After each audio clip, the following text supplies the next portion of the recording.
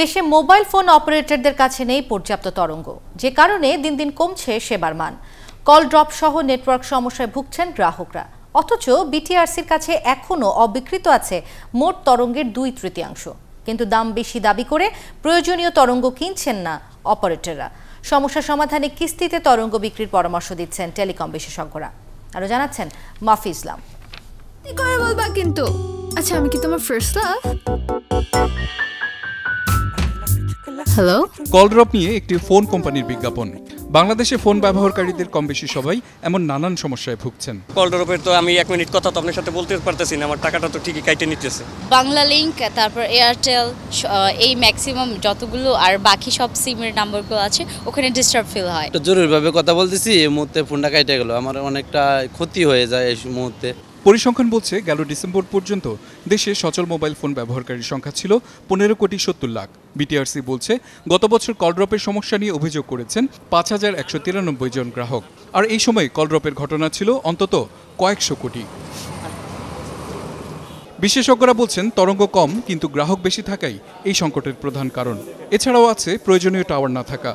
যে পরিমাণ গ্রাহক সংখ্যা বেড়েছে সেই পরিমাণের স্পেকট্রাম অপারেটরদের কাছে অনেক সময় অপ্রতুল। এই অপ্রতুলতা অনেক সময় কোয়ালিটি অফ সার্ভিসের ক্ষেত্রে বাধাপ্রাপ্ত হয়। সমন্বিতভাবে কাজ করা দরকার বিটিআরসি, মোবাইল অপারেটর এবং অন্যান্য যে সমস্ত অপারেটররা এর সাথে সংযুক্ত আছে।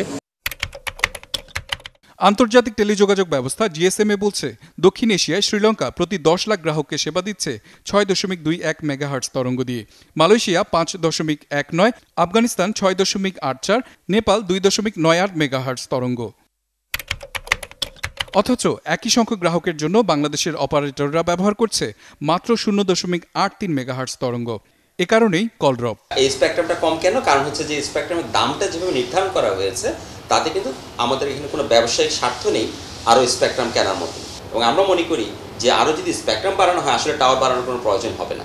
এর জন্য তরঙ্গ বা স্পেকট্রামের উচ্চ মূল্যকে দায়ী করছেন অপারেটররা। বিষয়টি স্বীকার করে দাম কমানোর উদ্যোগ নেওয়া হবে বলে জানালেন বিটিআরসি চেয়ারম্যান। সত্যি কথাই আমাদের স্পেকট্রামের ইউজের পরিমাণ কম। ওই যে বিভিন্ন দেশের কথা বললেন, তাদের যদি আপনারা আসেন ডিজিটালাইজেশনের ব্যবস্থা অনেক দিনের। এই ব্যাপারে আমরা চিন্তা ভাবনা করতেছি, আমরা বিভিন্ন অপারেটরের সঙ্গে কথা বলতেছি কি করলে এটা ব্যবস্থা করা যায়। তবে তরঙ্গের দাম কিস্তিতে পরিশোধের উদ্যোগ নেওয়া হলে সংকটের সমাধান হতে পারে বলে মনে করছেন বিশেষজ্ঞরা। মাফি ইসলাম, 71, ঢাকা।